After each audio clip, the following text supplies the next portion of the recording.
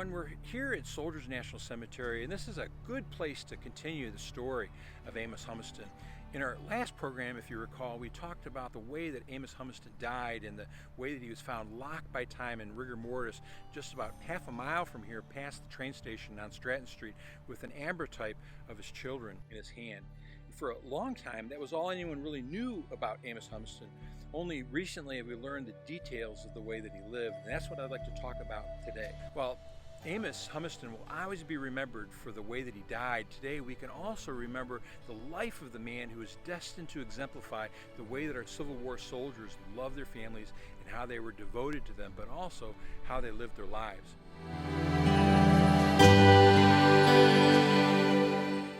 So, Amos Humiston was born in Owego, New York on April 26, 1830. He spent his boyhood years growing up along the Susquehanna River, and like his own children, he and his older brother and sisters lost their father, Amos Humiston, when they were very young in 1837. Their mother remarried, and the children grew up in the home of Philander Boyce, but tragedy hit their family again when Amos's sister, Maria, drowned in a mill pond.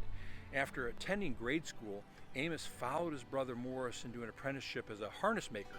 For years, both Humiston boys learned the craft of cutting and finishing and stitching leather to fashion harnesses. When Morris completed his apprenticeship in 1848, he opened a shop in the nearby town of Candor. Amos finished his apprenticeship 2 years later. He was 20 years old, but when he thought about spending the rest of his life as a harness maker, he had second thoughts. So instead of joining Morris's business or opening his own shop, Amos left home and headed to Bedford, Massachusetts.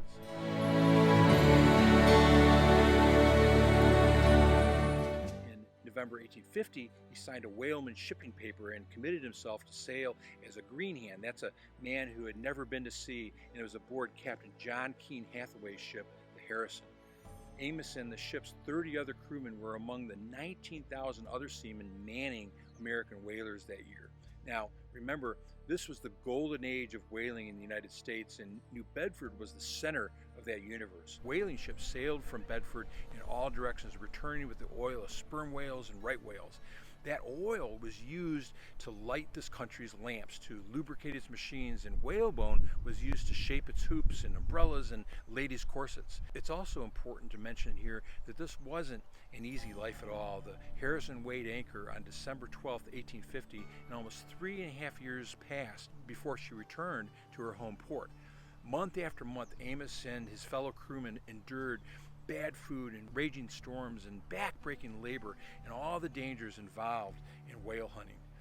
So days and weeks sometimes passed with no sight of land, but those long periods of boredom were punctuated by flurries of activity, encountering other ships and sighting whales, lowering the whale boats, and that big chase, oftentimes successful, sometimes not though.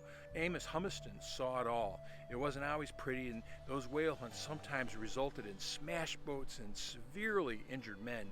By this time, he was having plenty of second thoughts about not joining his brother in the harness making business. And as hard as it was really a typical routine for all the New England whalers. And on board the Harrison, it was really no exception. They spent summers cruising the whaling grounds of the North Pacific and the winter months along the equator and in the South Pacific. But through it all, Captain Hathaway and his crew really only had moderate success. That is, until the summer of 1853, when the Harrison was passing through the Kuril Islands right off of Russia's east coast and into the Sea of Okhotsk, where they found pod after pod of bowhead and right whales. Between late May and early September of that year, Amos and the rest of the crew had harvested 18 whales. It was a summer of ice and fog and blood and oil, and the ship left the Okhotsk waters with a full load. After a final stop in the Sandwich Islands, today known as the Hawaiian Islands, the Harrison and her crew sailed for home in November. They reached New Bedford 5 months later. The Harrison's cargo of oil and whalebone was worth about $65,000. Now, 3/4 of that went to the ship's owners. Captain Hathaway and his men divided the remainder, with lower ranks receiving lesser amounts and green hands getting the smallest shares. After all the deductions, Amos Humiston's share amounted to only $200, which was only 17 cents per day for 40 months of hard and often dangerous work.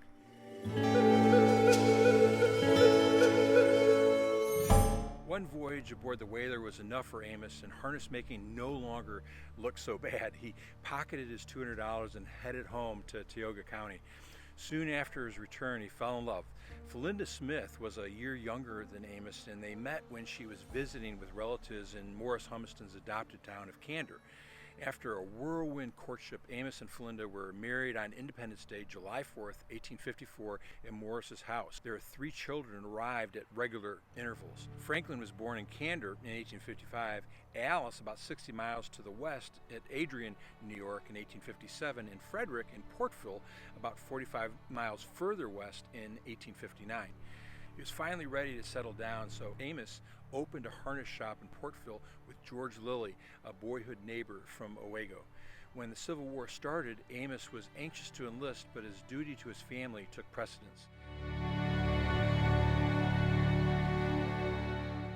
But in July 1862, when President Lincoln issued a call for 300,000 3-year volunteers, Amos grew even more anxious to join up. The townsmen of Portville assured Amos that his family would be well cared for in his absence, and he enlisted on July 26, becoming one of the first Portville men to respond to the president's call for arms. On September 24, 1862, Amos was mustered in as a corporal in Company C of the 154th New York, and a few days later he left for the Virginia front with the Army of the Potomac. The 154th was assigned to the 1st Brigade, 2nd Division of the 11th Corps. They spent their first 7 months moving around northern Virginia with little to no enemy contact. Amos related his experiences to Felinda in letters that expressed both longing for his family and a willingness to meet the enemy in battle. During an expedition to Thoroughfare Gap in the Bull Run Mountains that fall, Amos was one of many members of the 154th who became very sick. For weeks he suffered from a high fever, lying in a tent that he described as poorer than an old bird's nest. But with the support of his comrades at Company C, who he said have stuck to me like brothers, he pulled through. He said, "I can die in a battle like a man," he declared, "but I hate the idea of dying here like a hog." By New Year's Day of 1863, Amos was encamped near the Rappahannock River in Falmouth, Virginia, in a log hut that he said rivals all of modern architecture. Later that month, his regiment slogged along the notorious Mud March when a planned offensive by the Army became bogged down during heavy rains. Virginia mud was just as much of an enemy, he said. It was like glue. A few days after returning to camp on January 25th, Humiston was promoted to sergeant. The 154th New York moved its winter camp to the vicinity of Stafford Courthouse, Virginia, and by March of 1863, Amos was sick again, suffering from chronic diarrhea, or the Virginia quick step. Although his friends cared for him, he could not shake the condition. At the end of the month, he was admitted to the division hospital. There he recovered enough to take part in the campaign that led the 154th New York across the Rappahannock River into an area known as the Wilderness, where the regiment fought its first battle. On the evening of May 2nd, 1863, the 11th Corps was shattered by Confederate Generals Thomas J. Stonewall Jackson's famous flank attack at the Battle of Chancellorsville. The 154th was ordered to cover the retreat of the Corps, but it led to a disastrous result, with the regiment losing 40% of its men as casualties. Amos was fortunate, and he survived. During the fighting, he was struck in the ribs right above his heart by a spent bullet. He confessed to Felinda that his close call made me think of home.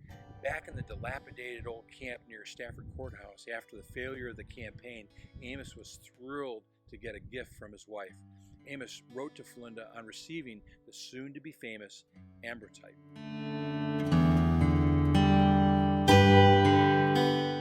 "I got the likeness of the children, and it pleased me more than anything you could have sent to me. How I want to see them and their mother is more than I can tell. I hope that we may all live to see each other again if this war does not last too long."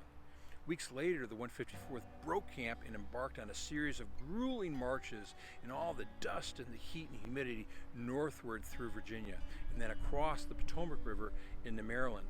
On July 1st, 1863, they crossed into Pennsylvania. That afternoon, the exhausted troops arrived at Evergreen Cemetery right behind me on a hill overlooking the town of Gettysburg. They paused there to eat lunch, clean and load their rifles, and to briefly rest. On the other side of town, to the west and to the north, a battle was raging. Amos and his fellow soldiers watched the smoke rising up and listened to the roar of musketry and artillery, hearing the disjointed news and rumors of retreating Union units. All the while, they were wondering if they would also be sent into the fight under just terrible conditions. They didn't have to wait too long for their orders. The 154th was rushed to the northeastern outskirts of Gettysburg to assume the same dangerous role it had played at Chancellorsville to help cover the retreat of the 11th Corps. Their results were equally disastrous. Amos Humiston and his brigade had barely posted behind a fence in a brickyard when two massive Confederate brigades attacked their position. Outnumbered 3-1, the Union troops were sent into a disorganized, chaotic retreat. Almost all the members of the 154th New York were surrounded and captured by the enemy, with North Carolinians and Louisianians in close pursuit. The few Federals who escaped made a mad dash for the safety of Cemetery Hill, right here. Among them was Sergeant Humiston. He ran less than a quarter mile down Stratton Street before he was struck down by a Confederate bullet. As his life slipped away, he clutched that ambrotype of his 3 children, and that launched the whole effort that we described in our previous program about identifying him from that one photo of his kids. Sergeant Amos Humiston was initially buried right where he fell on Stratton Street, but upon his identity being discovered, he was buried right here in Soldiers National Cemetery in the New York section. Let's go visit the final resting place of Sergeant Amos Humiston. His truth is marching on.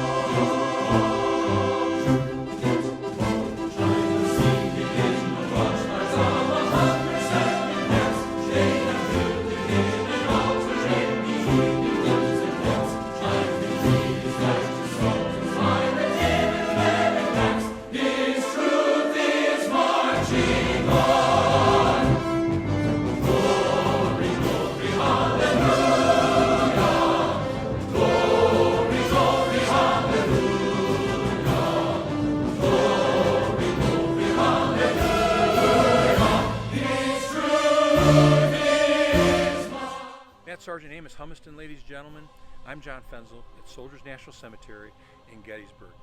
If you enjoyed this program, please like it and then also subscribe to our channel because we have many more programs to come.